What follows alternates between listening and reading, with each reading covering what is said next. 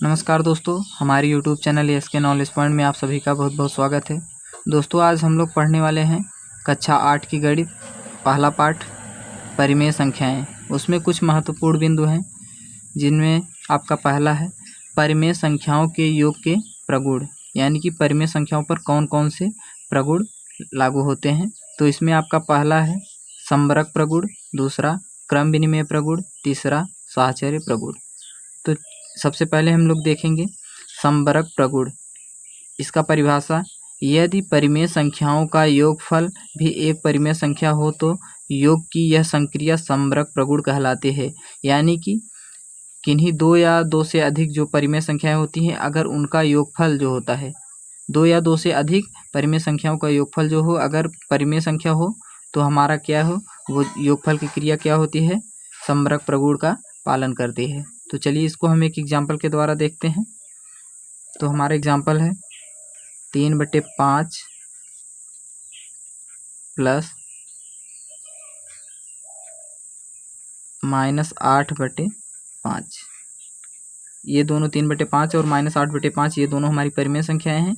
तो हम इनका योगफल करेंगे। अगर इनका योगफल जो परिमेय संख्या मिलता है तो ये समवर्ग प्रगुण का पालन करता है, अन्यथा समवर्ग प्रगुण का पालन नहीं करता है। तो चलिए इसको देखते हैं।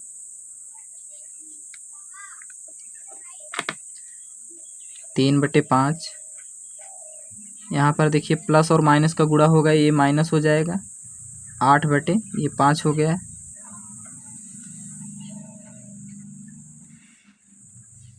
यहाँ पर हम देखिए बड़ी संख्या आपका 8 है और छोटी संख्या 3 है।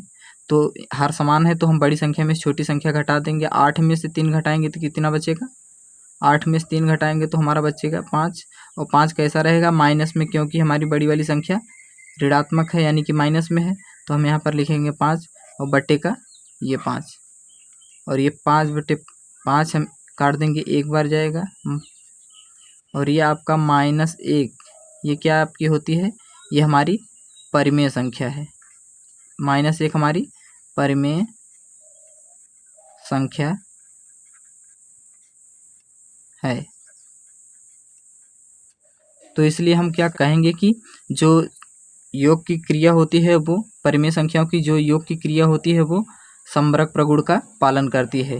तो हम लोग लिख देंगे परिमेय संख्याओं का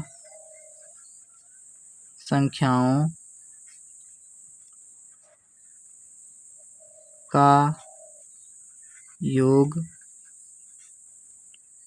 समवर्ग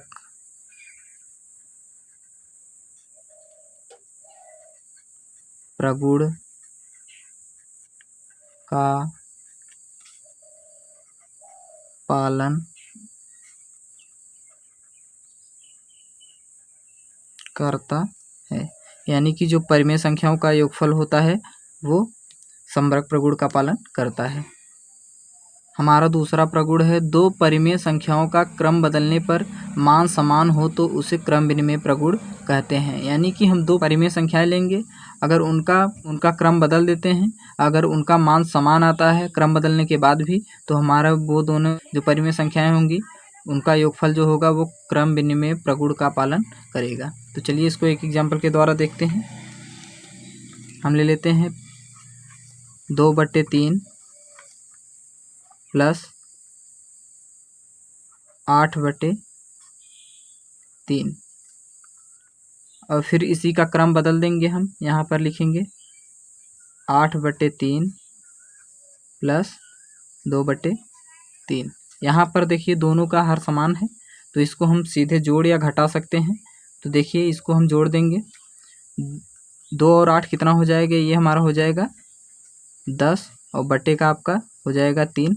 हर समान रहता है तो अंश को हम सीधे जोड़ देते हैं, या अगर घटाना रहेगा तो हम उसको घटा देते हैं। तो 2 और 8 10 हो जाएगा, 8 और 2 कितना हो जाएगा, 10 हो जाएगा। यहाँ पर भी बटे में 3 आ गया।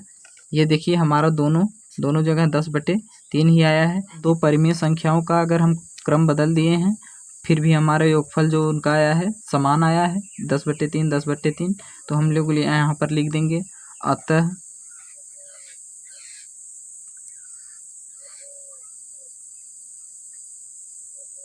परिमेय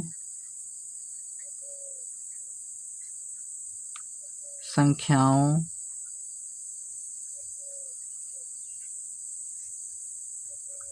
का योग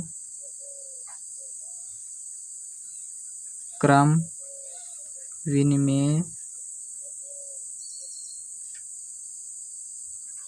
प्रगुण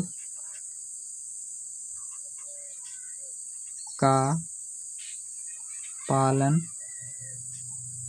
करता है। यानी जो परिमेय संख्याओं का योगफल होता है वो क्रम विनिमेय प्रगुण का पालन करता है। हमारा तीसरा और आखिरी प्रगुण है साहचर्य प्रगुण। तीन परिमेय संख्याओं के जोड़ने के लिए पहली दो परिमेय संख्याओं के योगफल में तीसरी संख्या जोड़े अथवा पहली संख्या को दूसरी व तीसरी संख्या के योगफल में जोड़े तो उनका योगफल समान होता है तो यह क्रिया साहचर्य प्रगुण कहलाती है। यानी कि एक बार हम पहले और दूसरे को जोड़ेंगे, फिर तीसरे वाली संख्या को जोड़ेंगे, फिर पहले वाली संख्या को बाद में जोड़ेंगे, दूसरी और तीसरी को पहले जोड़ेंगे। अगर इनका योगफल जो है समान आता है तो हमारा यह साहचर्य प्रगुण होगा, अन्यथा यह साहचर्य प्रगुण नहीं होगा। तो चलिए देखिए इसको आगे हल करते हैं। हमारे ये -2/8 है। यहाँ पर कोष्टक हटाएंगे, -2/8 हो जाएगा ये बड़ा कोष्टक, प्लस 5/8 प्लस 4/8। यहाँ पर -2/8 इसको ऐसे रखेंगे, प्लस यहाँ पर हम इसको सीधे जोड़ देंगे। देखिए 5 और ये 4 कितना हो जाएगा, ये 9 हो जाएगा। क्योंकि हर समान है तो हम सीधे इनको जोड़ देंगे। 5 और 4 9 हो जाएगा, बटे 8 हो जाएगा। हमने समान हर वाले संख्या इसलिए लिया है क्योंकि इसका जोड़ और घटाना सरल होता है। यहाँ लस लेने से हम लोग बच जाएंगे, यानी कि समय का हमारा बचत हो जाएगा। तो आगे देखिए इसको, -2/8 प्लस 5/8। तो हम बड़ी संख्या में छोटी संख्या घटाते हैं, 5 में से 2 को घटाएंगे तो कितना आएगा, 3 आएगा, बटे का 8 आएगा। आपका बड़ा कोष्टक हो गया। ये माइनस और ये प्लस में है, तो बड़ी संख्या हमारा प्लस में है तो इसलिए हम प्लस का चिन्ह यहाँ न लगाएं तो भी कोई दिक्कत नहीं है, और हम 4/8 लिख देंगे। ये हो गया। और इसको देखिए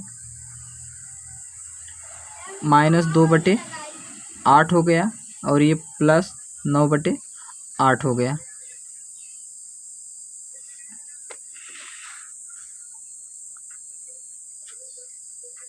ये हम कोष्टक हटाएंगे, 3/8 हो गया प्लस 4/8 हो गया। यहाँ पर ये 9 में से हम 2 घटाएंगे तो हमारा बचेगा 7/8।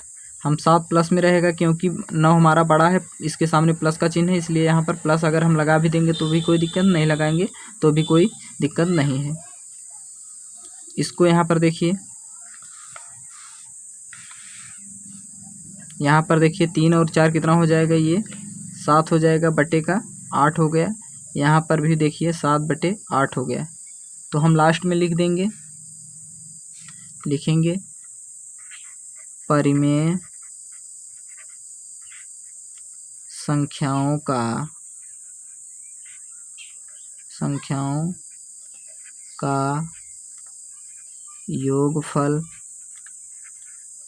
योगफल साहचर्य प्रगुण का पालन करता है।